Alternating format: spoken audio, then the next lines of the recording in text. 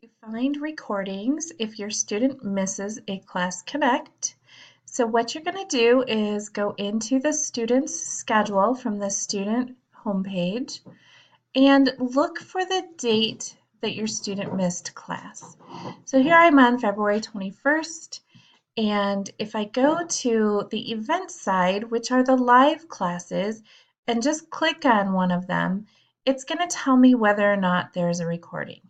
Now, sometimes there aren't recordings, but also teachers have to go in and manually say show recording. So it could be that this teacher just has not yet shown the recording.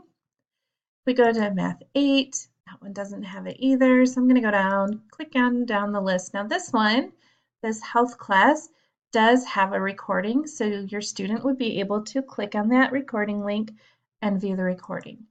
I'm going to go back a day. I'm going to click on history here. Oh, this history recording is available. So the teacher did release that recording. So then you can just go ahead and watch the recording of that session. I hope this is helpful. Thank you.